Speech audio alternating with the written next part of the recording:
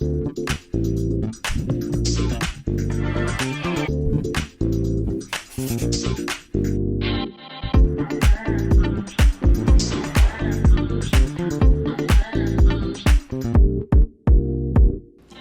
y'all, it's your girl Monét, and you're watching The Exchange Rate, a talk show with a co-host that looks like the crossbreed of a dream girl and a Doberman. Today is getting real gay up in here, Miss Thing, because we're celebrating Pride with the original legendary, the mistress of queer, Miss Patient Zero herself, Lady Bunny. And later we're shooting the shit with the most recently eliminated queen from All Stars 5, Mariah. But first, let's get into the gig. Y'all, it is officially Pride Week. Can you believe that? Like, I feel like the year just started, and again, COVID fucked us all up, but we are officially at the end of June, and that means that the year is halfway done. And if you don't know, because I didn't know until like 2 years ago, I want to say, Pride is the last Sunday of the month, because that's when the Stonewall riots were, gayness and rioting, and we were like, no, we're claiming this day, so that's why Pride is at the end of June. But yeah, it feels like the year just began, but it's actually halfway done, and it is, obviously Pride is a chance to be super, super duper gay, whatever that means to you. I know for me, it means walking down the block in the shortest poom poom shorts I could find, giving you, having a little more switch, shaking my ass all down the block, making the boys look, cause you know she is stag petty. And obviously you should be as gay as you want to be all year round, but Pride, you just feel more powerful. You feel more emboldened to be super, super, super duper queer, and I stand. Pride also brings back lots of great memories for me. I remember my first Pride was Pride 2012. I went to a Pride, and it was with Jasmine Rice LaBeija, New York City Queen, and we were doing like some summer singing program together. We decided to go to Pride. I got dressed in full drag, but we did Pride in full 6-inch platform stiletto heels. And we walked the entire route from 49th Street and 5th Avenue down to West Village. If you don't know, that's about 52 blocks. That is a really, really long time. And girl, we stuck it out. And that night I had to work, and I was working at 11 p.m. So I'm driving down the highway, trying to de-drag, rubbing my makeup off, pulling wigs out, change my costume, ripping duct tape up from around my waist. I ripped out a chunk of flesh about this big. I still have the scar, Patty can tell you. And it was a really, really, really crazy, high endorphins, and a highly endorphinated experience. But I would not trade anything of it for the world, because I will remember for the rest of my life, and it really made me feel like part of the community. You know what I mean? And I also remember Pride when they passed gay marriage. That Pride was lit.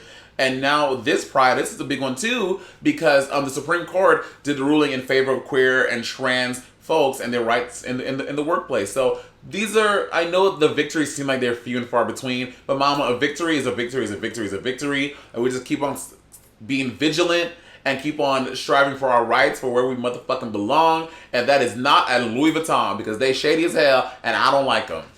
Louis Vuitton are the little shady little fake rainbow project. They got little rainbows and hashtag love and this and in all the storefronts of their stores, and you and I walking like, oh my God, that's so nice. They care about the community. And we walk in, we go by the purse, but you find out that it is what they say, pink washing. Pink. That's what Savannah said. I can tell you this. I can tell you in all their little displays.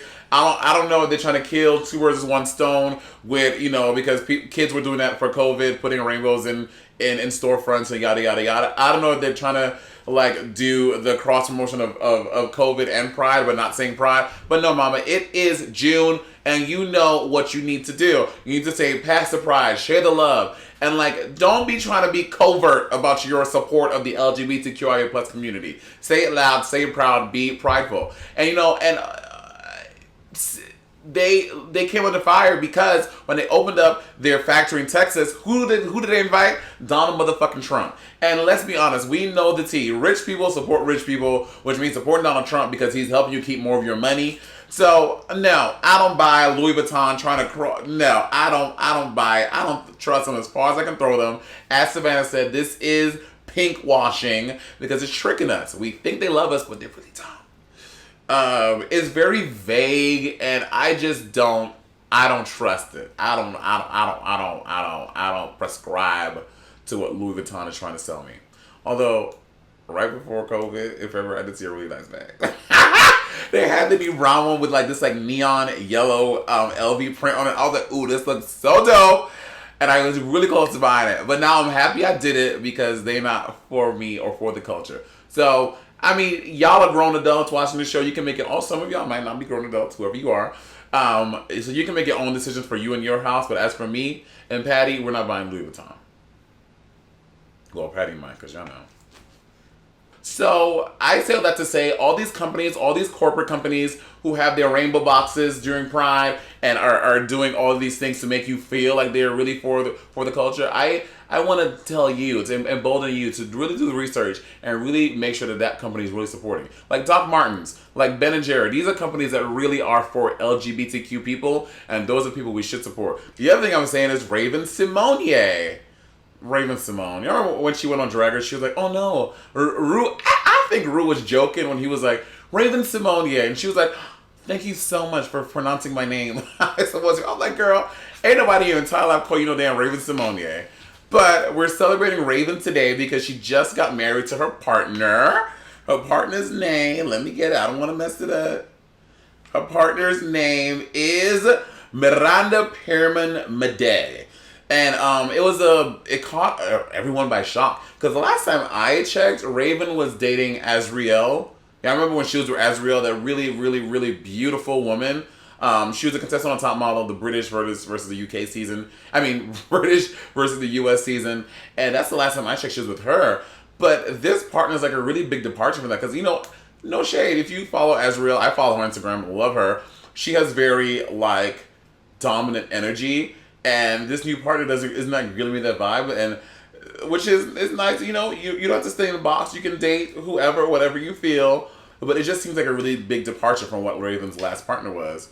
And yeah, rumors were saying that she was Raven's old personal assistant, but she wasn't Raven's personal. She did that for a living before. But now she's the CEO, or she's the chief social media manager of Off the Menu, which is like one of those subscription-based restaurant apps, you know, like Caviar, like one of the real fancy ones. And yeah, so congratulations to them. Raven captioned on Instagram, I got married to a woman who understands me from trigger to joy, from breakfast to midnight snack, from stage to home. I love you, Mrs. Pierman Madej. Let's tear this world a new asshole. I's married now.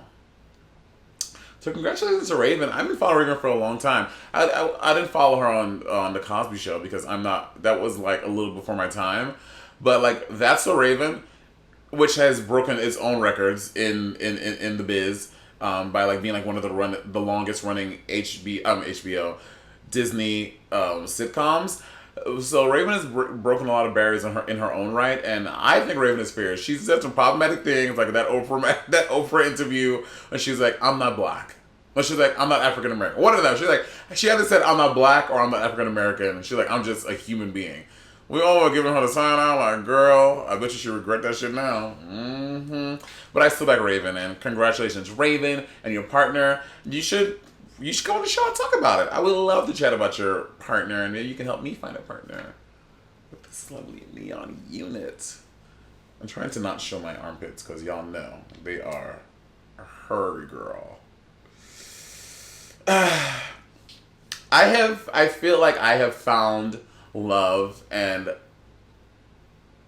maybe partners at lots of sexual exploits in my life, and some of those exploits include glory holes, which now the New York Department of Health is okaying glory holes for sexual activity. Did you ever think that you would see the day that the health department was like, oh yeah, girl, if you gonna have fellatio, just go on down to this glory hole and stick your penis in this hole and do it that way. Like, isn't that kind of wild? That's what we're talking about in 2020, but it's very, very, very real. The New York City Department of Health officially announces and recommends glory holes for safe, socially distanced hookups. It was in a safe sex guide put out by the city and encourages people to take all precautions to like prevent the spread of COVID-19. And among the advice included the guy in the suggestion, make it a little.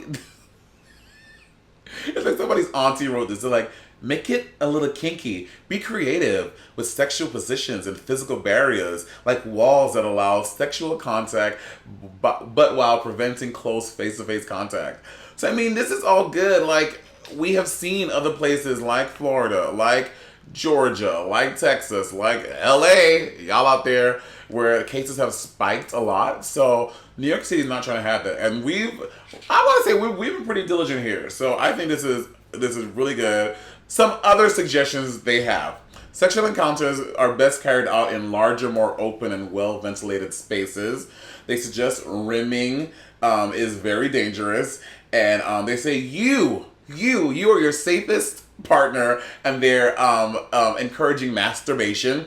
And yeah, we tried to find images of glory holes, but when we searched that, we just kept on getting images of Tiger Woods playing putt-putt golf. So it wasn't really the same thing. So listen, if you feeling froggy, girl, get you a little glory hole situation, get your rocks off, and take your ass home with a mask and gloves on. You know what I'm saying? Woo! What'd you just say? Monét, you want some more expose?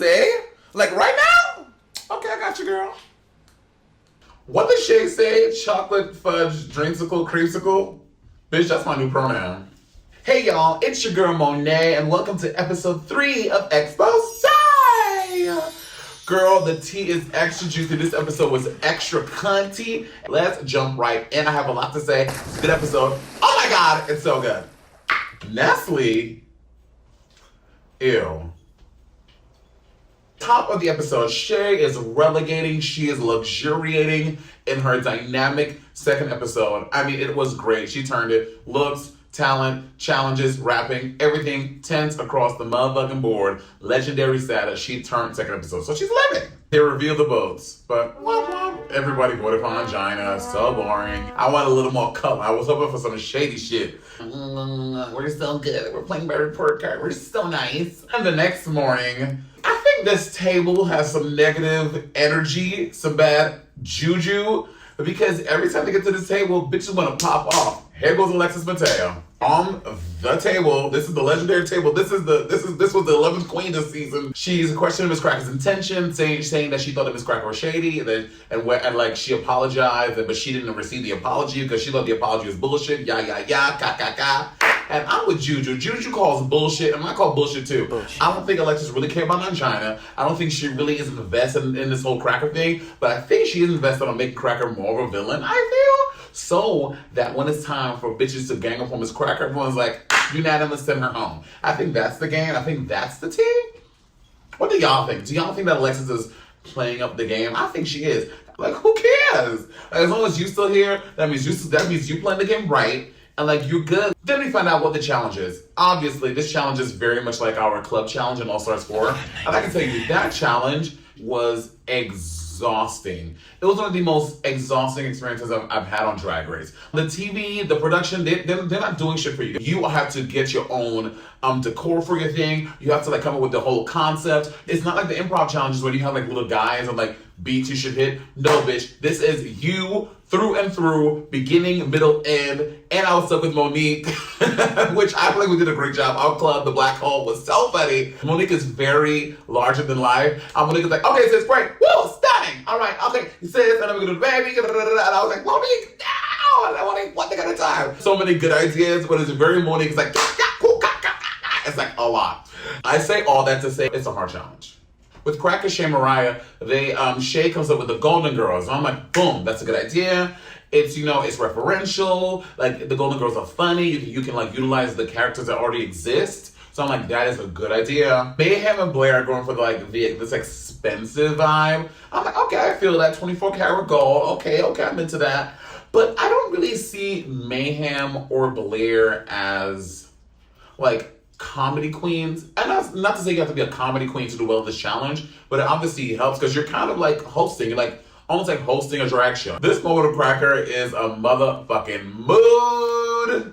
I am so goddamn pretty.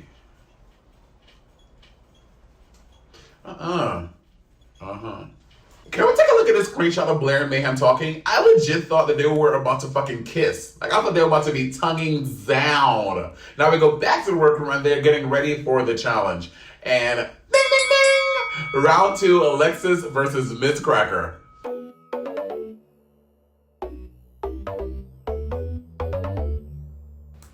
Shortly after moving to New York City, our first guest coined herself a comedian, singer, and actress. Though 3 of those things may have been a lie, it never stopped her jizz-guzzling antics from taking full flight. Y'all make some noise for Lady Bunny. Well, hello. Oh, Monet? Yes? 1 second. Manager, you told me this was CNN. You are so fired. Oh, hi, Monet. What a nice surprise.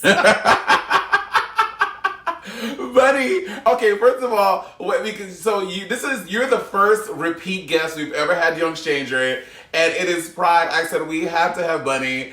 I love you so much, you know that, so I'm happy you're here. I love being on your show the last time, and it's so different this time to look in a tiny white dot camera and think of your big black hole. I mean, it's so foreign to me. Okay, also at full T, when we asked Bunny to do this, I was like, Buddy probably doesn't have a light. Buddy probably has a fucking Motorola Razor phone. Buddy doesn't have a microphone. But lo and behold, you have all the tools that we needed you to have. Honey, it's big and it's black. And it's coming on strong. And Buddy, right my mouth, honey. How are you making out in Corona? How has the whole COVID-19 been for you down in New York? Well, the first couple of months I was like, oh, I don't have to pack a suitcase. Oh, I enjoy cooking. I forgot how much I enjoy cooking and blah, blah, blah. Now I'm ready to bust out. And, listen, I'm not as wild as, but I was, when I was young, I was horny and wild. And listen, you can tell people to be careful and young people, but unlike some people who are my age, the boomers, we cannot criticize people for making rash choices. Sometimes they've been cooped up for months since the cold weather. Down. They're going to come out and they're going to, the minute that young people want to stop getting together, the human race dies out. So, I'm not saying don't use precautions, but some people have used this COVID thing as a way to scold other people. Yeah. Don't you think? I mean, I'm not saying don't use the precautions, but, it's like at the same time that, if I see somebody that is coughing on the street, then I walk away from them. If I see a bunch of people without masks or a jogger flinging sweat, I walk away from them because it's my job to protect myself. Just like if somebody who weighed 90 pounds that had a syringe in each arm was getting ready to top me in bed, then I would put on a condom or I would get what? HIV. And that is the story of how I broke up with Dita Ritz.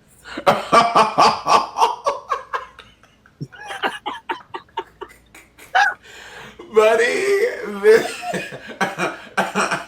okay, but you have to admit, Bun, when you see like all those queens standing in Hell's Kitchen on the street, no mask, living their life, that is a little like, girl, come on.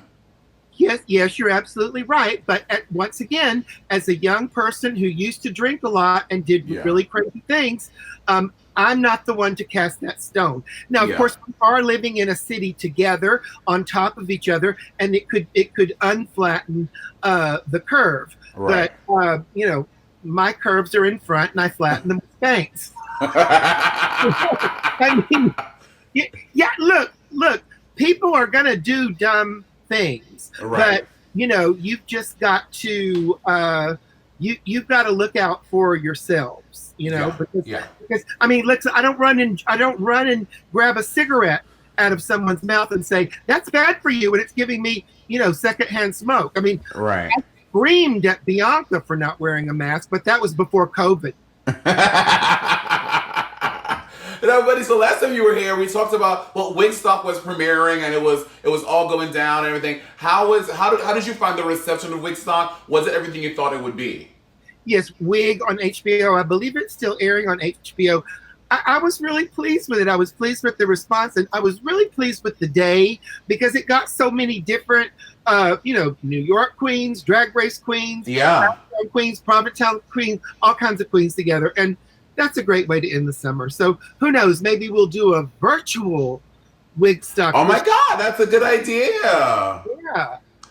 Besides, well, I know we'll get to Contagious in a second. Have you done any other digital shows besides Contagious? Yes, I did something for Amazon Pride with a bunch of drag race girls.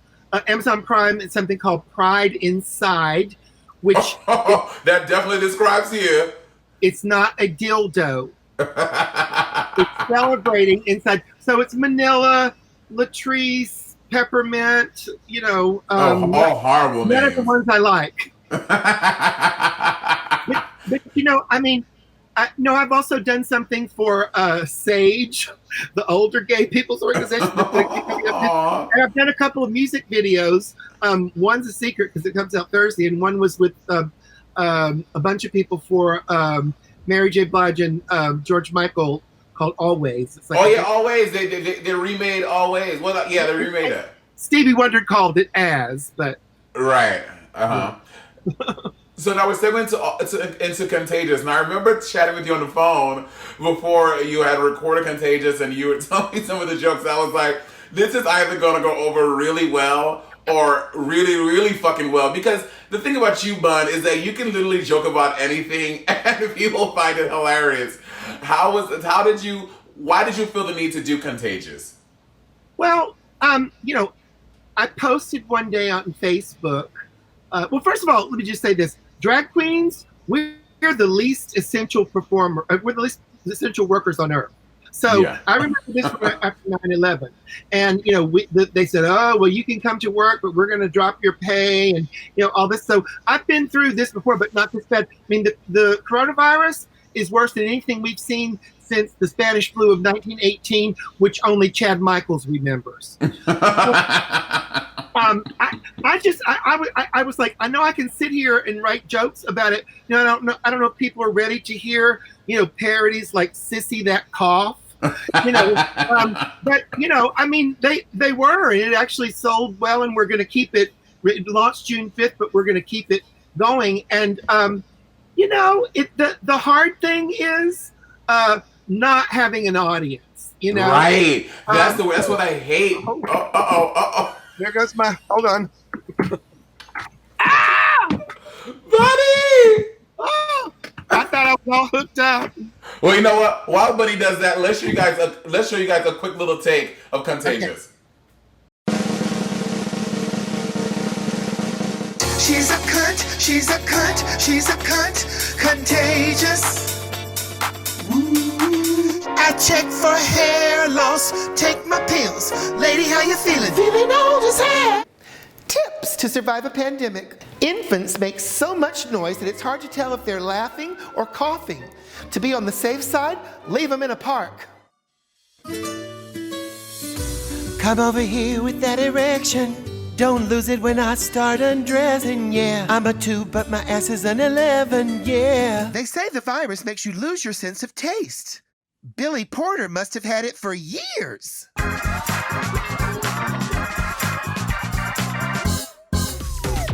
Now get ready to laugh your mask off. So, Buns, what I really want to talk to you about is what do you feel about the sanitization of drag? Like, you have lots of younger goers who are now digestion drag, going to shows digitally, what have you, and they're calling for queens to be a bit more PC and just that realm of thinking. What do you feel about that? Well, listen, there's drag queen story hours, and that's great if that's your thing, Harmonica Sunbeam, Nina West, or whatever, but that's never going to be my thing. And I came up in an environment where my job was to entertain drunk gay men who liked jokes about stinky pussy and dykes and stuff like that. So I mean, we were trained to be outrageous to get a response. So if drag is going to be huge, then there's going to be different kinds of drag. I have been called out for being nasty and tasteless, but as you said on the last time I was here on your show, you can't get canceled if you stay canceled. So I will put ticket things on the ticket site saying, do not buy this if you're easily offended, because I want to do my act for people who are going to enjoy it, and there are people who enjoy nasty stuff. So my whole goal is to share the kind of humor that drag queens share with each other in private, in public. Yeah. And hopefully, if it makes us laugh, it will make everyone else laugh. Yeah. Well, I mean, and then we're kind of seeing like people, making people accountable for things they've done in the past. Like, have you seen the whole drama with the Chicago drag scene and T-Rex and how that is all like everything is coming up roses, girl. People are really holding people accountable to past actions. It's kind of wild, but necessary, I feel. I mean, I was a drunk for 2 decades running wild in the club scene. So, I have a lot of past actions I'm held accountable for too. I don't specifically know about the Chicago scene, but I do see Jimmy Kimmel being canceled or because of shows in which he did a black voice, or maybe he did black face. Yeah, he did blackface. Okay, so this is the way that I think about it. I would love to join the fight to stop murders of George Floyd and people like him by the police, who I pay my tax dollars to, and they're killing and harassing people of color. I would love to join in that fight. Yeah. If I don't like Jimmy Kimmel, then I'm just not going to watch him. I'm not. So I can't tell anyone how they're going to feel about how they need to feel about Jimmy Kimmel or about Aunt Jemima pancake syrup or about a statue, because they're saying now get rid of the statues of Jesus because Jesus wasn't whitewashed. Yeah. Well, then get rid of Britney Spears' albums because she can't sing. Oh God. Oh, Lady Bunny has left the meeting. Oh no. Okay, so forgive us. I think Bunny's computer got coronavirus and it literally died in the middle of what we were talking about with Jimmy Kimmel. You know what? That's a good point, because I live in the epicenter of the coronavirus, and when it comes to what kind of jokes should we make and what's appropriate for kids, I think I'm just going to keep doing things the way that I do them, because I may be dead soon. And you know what? It's like when I posted on Facebook, oh, I'm sick and I'm alone. My throat hurts. I have the coronavirus. April Fool, it's just the herpes virus. My friends loved that, but a couple of people were like, oh my God, that's too much. But here's the thing, and it's the whole thing that made me want to have some laughs to get through this time when we're unable to go to work, worried about finances, worried about our health, is that, I'm a member of a couple of high-risk groups for coronavirus, living in the epicenter. I have lost friends and had others, who were hospitalized to this. So if I can laugh at it, that's going to help me get through it. Just like some thought that, making jokes about AIDS was too tasteless for public consumption. But when I came up and my friends were dropping left and right with no explanation and, no one knew anything about it. Yes, it's called the gallows sense of humor, because you think of twisted things to say right before you're going to go and be hung. So that's the whole idea of it is, I don't give a fuck. So in this crazy world, I mean, my next job is August 2021. Okay. Why? Yeah. So, Yeah, I me mean, not to 21 too. so I'm not immune to the stresses and the pressures of this, pandemic. But that's just the way that I cope with it. Some people cope with it by lecturing people, on wearing a mask or not, or whatever. I cope with it by making jokes, Yeah. and Yeah. and people have always, they've been telling me to wear a mask for ages. I mean, usually during sex, but Well, speaking of masks, buddy, this is the most problematic interview I've had. Technically, this is the most technically problematic interview we've ever had. But I love hey, it. seniors in technology.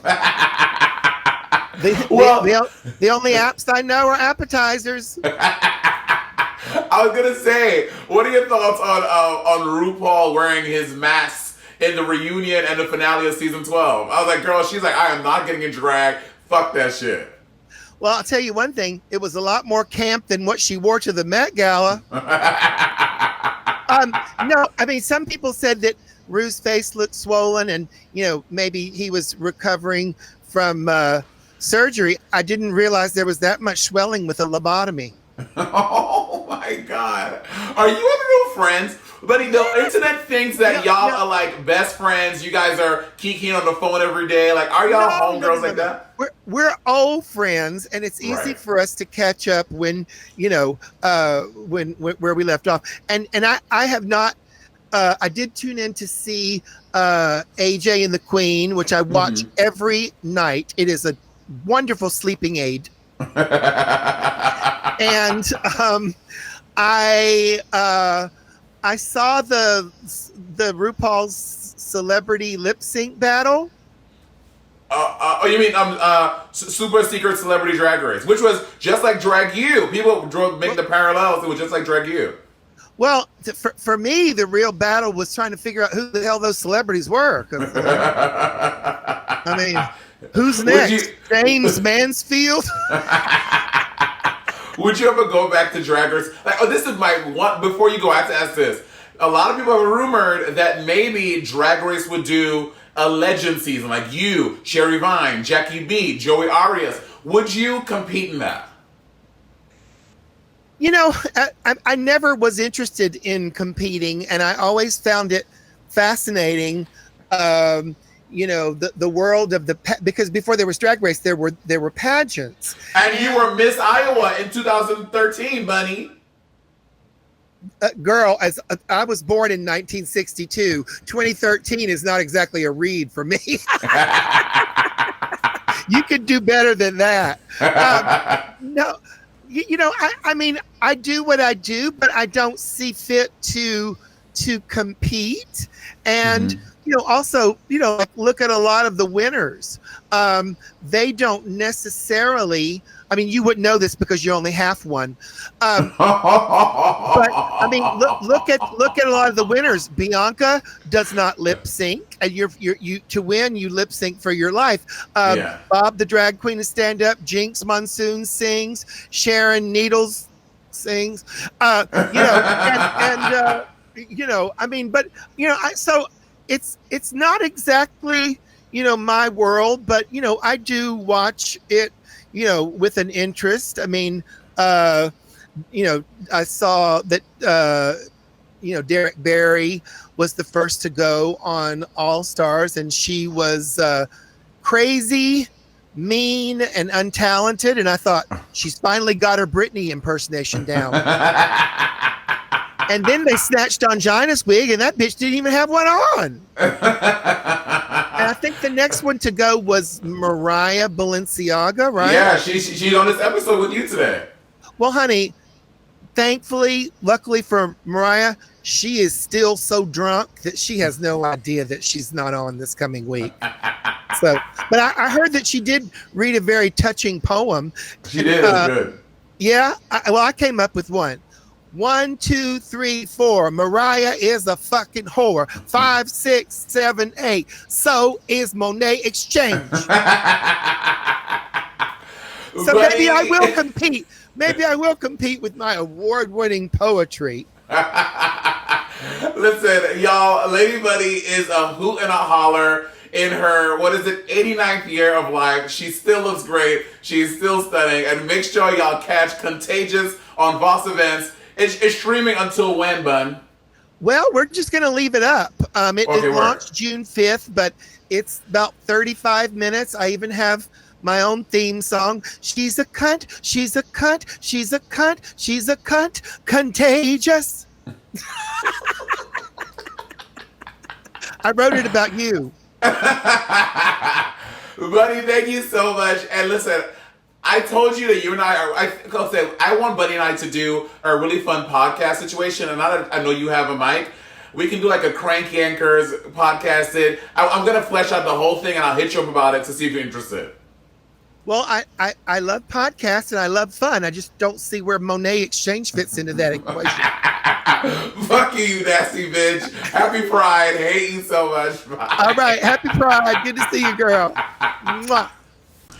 You guys have missed her. I have missed her so much. This show has been too goddamn sober without her being here. Y'all, please welcome back to the exchange rate at home, Pam. Miss Pam, here you are literally in living color. How are ya? I'm so good. Happy Pride. Happy Pride to you too, Angel. How are you doing? I'm good. You know, it's been a crazy few months, but I think it's been a really great few months in a lot of ways. It's brought a lot of reflection and a lot of things to light. And it's also taught people how to make cocktails at home. So that's been really exciting for me. Well, I mean, let me tell you something. The exchange rate viewers have missed you a lot. Literally every episode. Well, Pam, where's Pam? Where's Pam? Pam, Monet, you're shady. Bring her back. I was like, it's not my fault. Pam is busy. She has her own shit going on.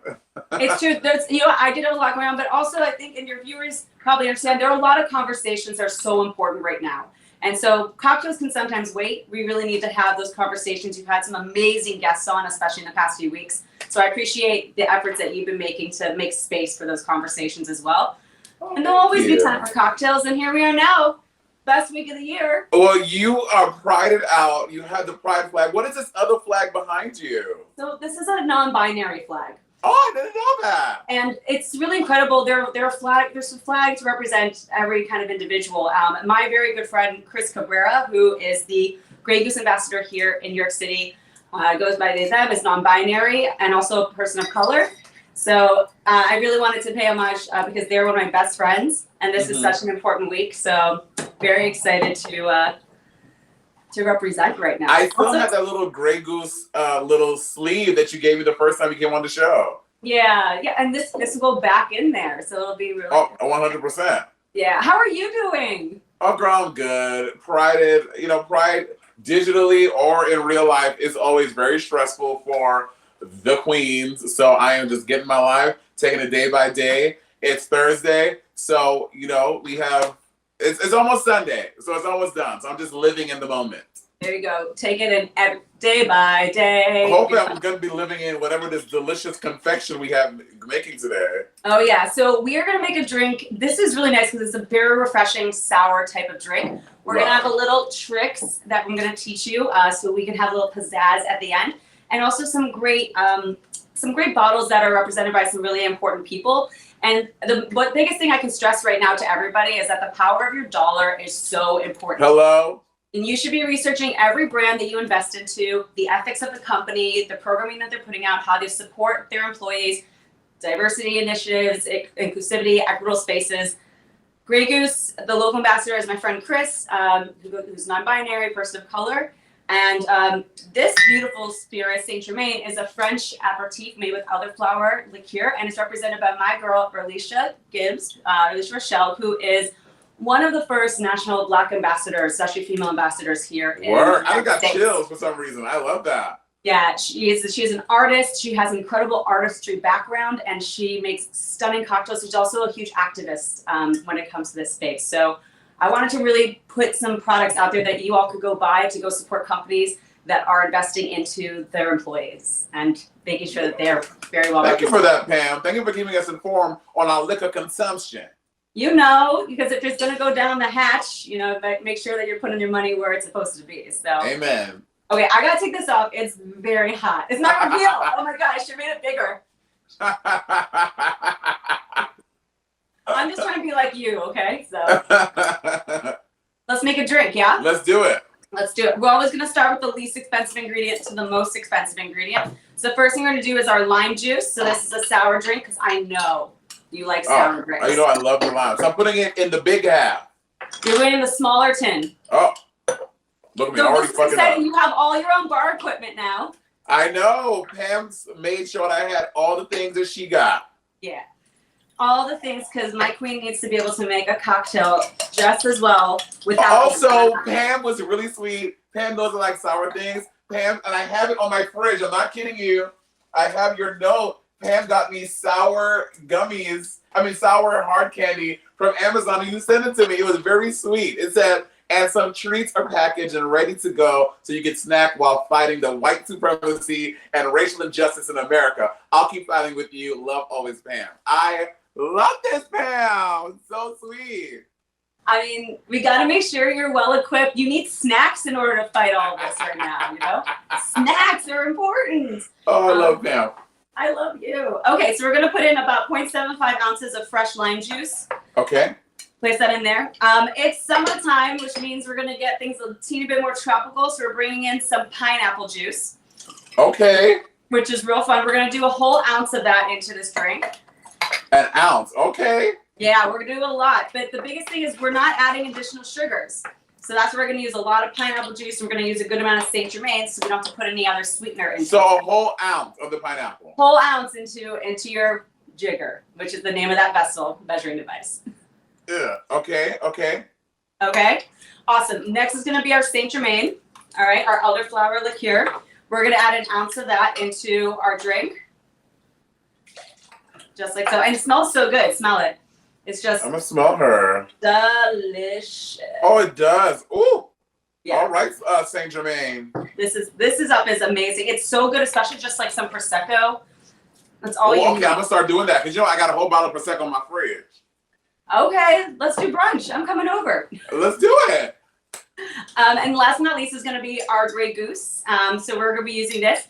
Now, you can put about like 1.5 ounces. If you've had a long week of going to some protests, teaching people, educating, activating, you might need 2 ounces. I'll do it too, girl. And you've been doing so much for all of us, and I thank you so much for that, for sharing your knowledge. 2 whole ounces, mama. You go. So we're going to put all that in there. Yeah. All the way in there. Oh, I love this. This will be so good. I love the sound.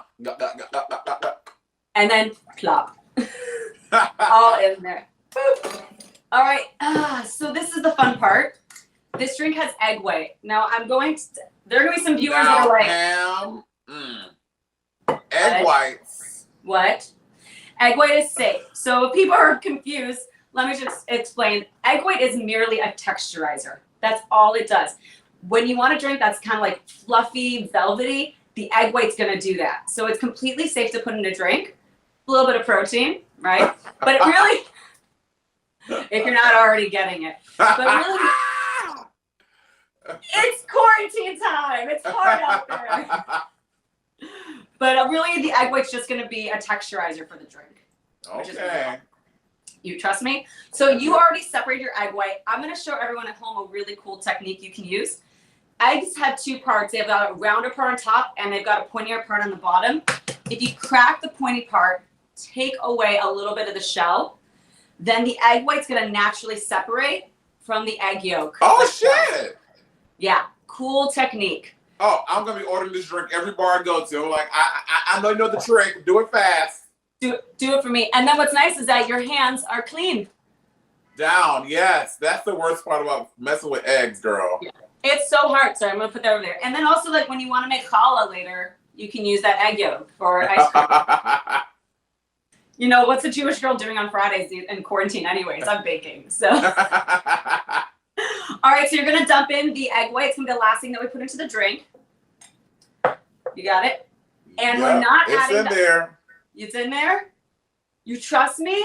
I trust you, Pam. I trust you, girl. It's foundation of a good friendship, All right, no ice yet, so we're not gonna put ice in. We're gonna do something called a dry shake, which means we're gonna shake all of this without any ice at all.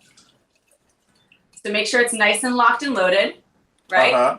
Make sure you have a hand on both sides, and let's go over the shoulder because I don't want anything getting on you at all, okay? And we're just gonna shake for about 7 seconds. I know it doesn't sound as cool, right? It doesn't. No, it's not as fun. But I'm gonna have you open up that tin. So now make some space, open it up, and look inside. Do you see the fizz? Wait, how do you? You got this. Oh no. I got it. No. Okay, there we go. Yeah. Oh yeah, it's fizzy. Is it fizzy? It's cool, right? Yeah. Now what we're gonna do is add the ice, and now we're going to really shake it. Okay. What we've done is we've activated the drink.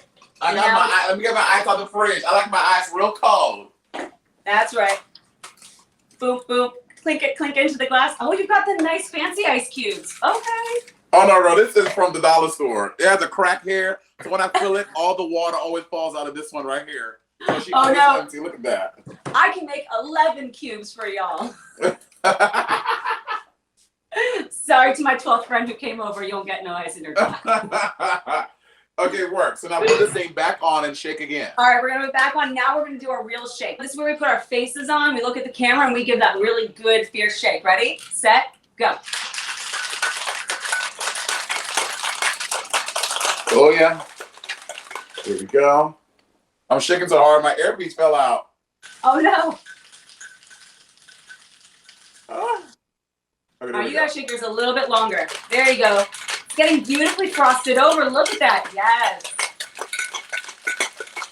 Rain on me, rain, rain, rain on me, rain. All right, so remember, we're gonna crack it at the most open part. Crack it with your fist. There it is. Oh shit. You're a mixologist, Monét, right? You remember this. I do. You know, when I'm out of practice for a little while. It's okay. If you still got the skills, it's like riding a bike or like other activities. You know? I had my little rainbow martini glass. Oh, it's so perfect. Okay, so I'm going to fill up this martini glass, and what you're going to see is there should be a nice frothy layer that comes out on top from the egg white. Yes. Oh my God, perfect. Oh yeah. Do you see that? Frothy, honey. Yeah, it's frothy. And if you wait 1 second, if you swirl your tin a little bit more, take it back over, there's gonna be a little bit more that always comes out. There's always a little more that comes out. Oh, oops.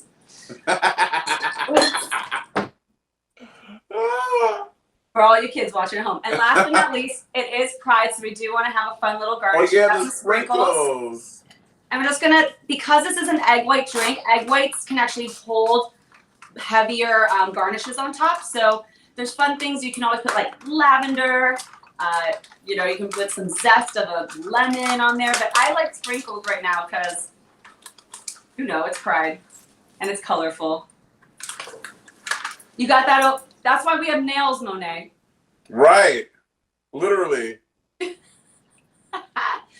That's exactly why we use them, right? And we just sprinkle it on top. Word. How's yours look? Well, I think I didn't put enough egg. All of my sprinkles fell. That's okay. Well, I've got one here that's got it floated on top. But cheers to you. Happy Pride, my queen.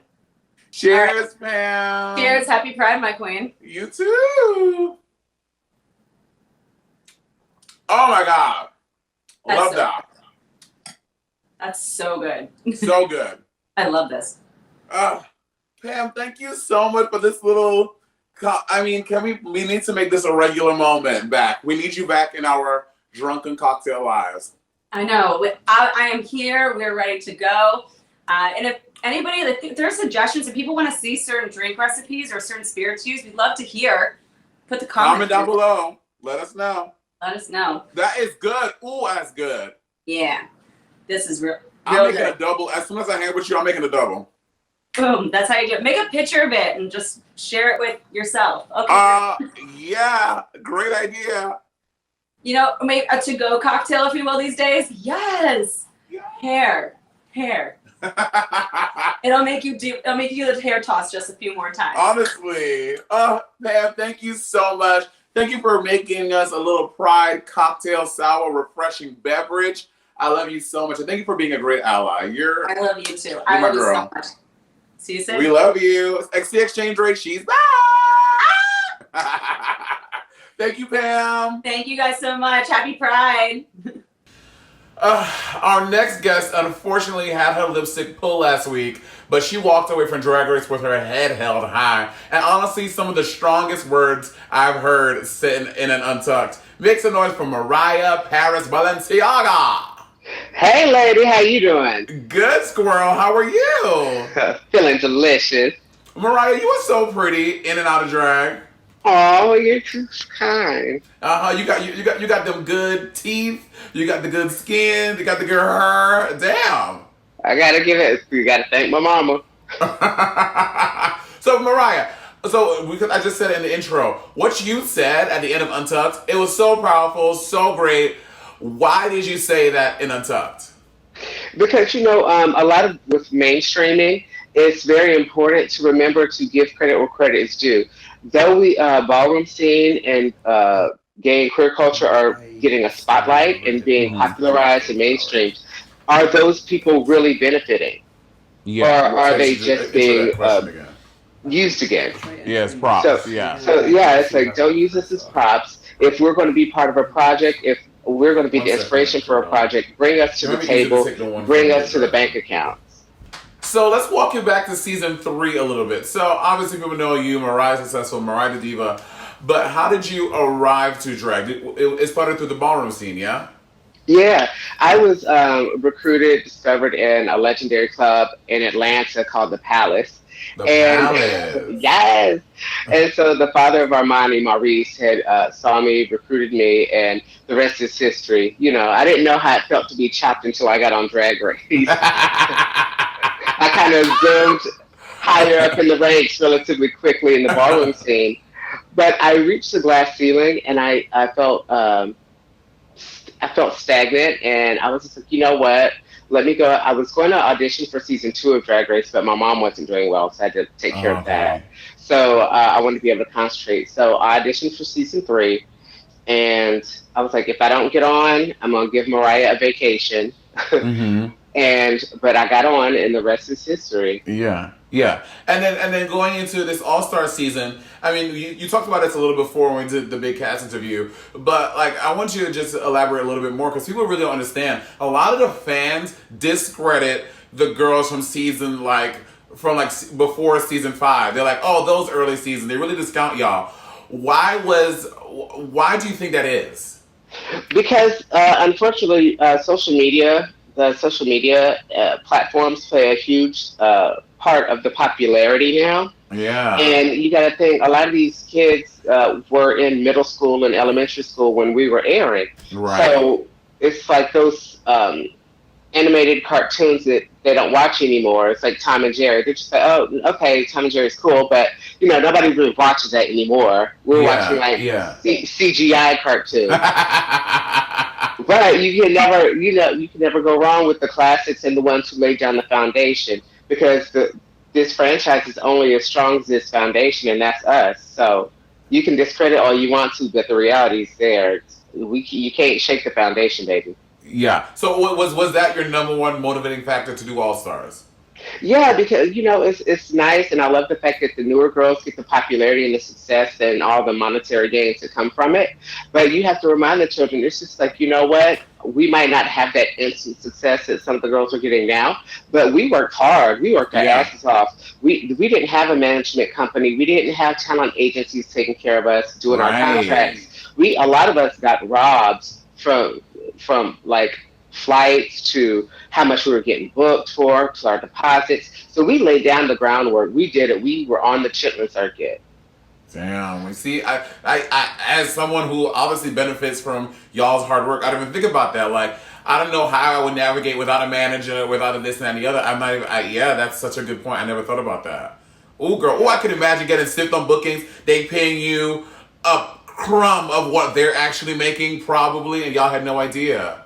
Yeah, we didn't know what our market value was because Right. aside from drag, we were like, oh, $400 was a lot. You're like, ooh, because that was the top of the pay scale for like pageant girls. You're like, oh, Right. that's cute. But you don't realize that you are not like just a performing drag queen. You're now a reality TV personality. And I'm telling people, I'm like, love, you're not just paying for me to perform. You're paying for a reality personality. These other reality stars, we're still as drag queens at the bottom of the totem pole when it comes to the pay scale on reality TV. Yeah, even though we're coming there and doing way more in custom looks, this and that, the other. Snooki's coming in a slip dress from Rainbow, and we're giving you a show, hair, wig, makeup, eyelashes. Yeah, that's Meet and greets, yeah. And Yeah, I'm just like, all they have to do is walk in the bar, sit in their VIP section, be left alone, and then leave. Yeah. So I'm just like, so still, even though we have this popularity now and this visibility, we're still being paid crumbs in comparison to our other reality star counterparts. And now I want to talk about All Stars. Now you definitely seem to fly above the bullshit. Was it because you deflected? You were like, no, I don't have time for that, or people just weren't fucking with Mariah Balenciaga? I think it's both. Like I carry myself in a way where I'm very kind of no nonsense. I'm a good time girl. You see me, I'm kiki. I get cocktailed. I'm fun, but I really don't play unnecessary stuff. I just really don't. I like to keep my peace of mind, my sanity. It might not make for great reality TV, but at the end of the day, you still got to go back to your own reality. Yeah, and then and how do you feel about the whole cracker situation? Because you didn't really, we didn't see any of your comments on it. Do you feel like she was genuinely being a shady bitch, or you were like she was just expressing herself? Like what is your read on all of it? I think her insecurities were prompting her to open her mouth. Okay. Yeah. And I think it's like sometimes you need to take control and self-reflect before you address someone else. Tea. And now in the first challenge, what inspired you for this number? Obviously, lots of people are really impacted by it deeply, and we're really moved by it. What was your inspiration for your talent show performance? Oh my God. Okay, so I wrote Stains on the Wall like 6 years ago. I was hungover and I was on a plane, and kind of sometimes when you're in that weird mindset, you're kind of over it because you're up. And then you're just kind of reflecting in your head. And so I was just, a thought popped in my head about how kind of like fucked America is. And it's like we paint this tapestry that is this pristine white America, this beautiful picture of the American dream. But that canvas is painted with the blood, sweat, and tears of people who are not benefiting or profiting off of it. And to this day are still marginalized, still being handed a huge dose of injustice. And so it's the stains on the wall. The paint is our blood, sweat, and tears of the disenfranchised, and the tapestry, the wall, is America. Work. And girl, honestly, it's like you had fucking Raven Simone future vision, and you knew what the world would be going through when this aired. Like, it's so crazy. It just, with the state of the world, it seamlessly fit into the narrative of what we needed to hear. But the crazy thing is not what the world would be going through, it's what the world was going through. Yeah. And I say this all the time. It's unfortunate that people have to be uncomfortable or be miserable for them to want to spark change and to be outraged. We've been going through this. It never stopped. So that's why that message, that poem, Stains on the Wall, was relevant a year ago, relevant today, and it's going to be relevant until we really start making change and get sick and tired of being tired. For real. You know. Down. And let's talk about this most recent episode. Now, Mariah, a lot of people are coming for you for your runway for this past episode because Michelle read you for just having a coat on, and then you just took the coat off. What do you feel like that was justified, or you were like, I did the fucking thing? Oh, I did the thing. If you look at the looks side by side, they're completely different attitudes, completely different looks, and the only thing they had in common was they were black based. That's it. Yeah. that first look is New York nightlife all day long. Yeah. Attitude, everything from head to toe. Then the second one is very cocktails, dinner party, office party. And then the third one was red carpet, evening gown. You can't, and I'm the only one that, except for the exception of Blair, I'm the only one that didn't break down to a leotard. Right. Yeah. Wait. Oh, yeah. Uh-huh. Oh, my God. Yeah. Right. And I also didn't struggle on stage to do my effect. So you have that. So I love and respect Michelle. And, we go back, we work together, all that other good stuff. And Yeah. we can agree to disagree. But I stand by my comment in the confessionals. Her critiques was bullshit with a bow wrapped around it. I love that. Well, I mean, obviously you are the queen of personality and really good confessionals. And it's a place you really shine in Drag Race. Are you, this being your second time around, are you done? Or if they do All Stars 7, would you think about coming back, or you're like, I'm good? Well, it really is always such a catch-22 when you go back on. It's like, are you able to top yourself? Are you able to make a statement bigger than what you did before? Yeah. So I would have to have that offer in front of me and see where I am in my mind space to see if it's worth it or not. Work. Well, Miss Mariah, as you know, we always when I come to LA or I see you, where do I see you in London, wherever it is, we always have a good kiki. You were a good time gal, and the fans are still gonna love Miss Mariah. And after Corona, I want to see some blood on the wall, bitch. Oh, baby, it's gonna carry. It's so good. Thank you so much for chatting with me, Mariah. Thank you. I appreciate it. And I still got that bag of marbles with your name on it, bitch. I was like, girl, don't be mad at me. I'm sorry. It's all love. I love you, babe. I love you too, babe.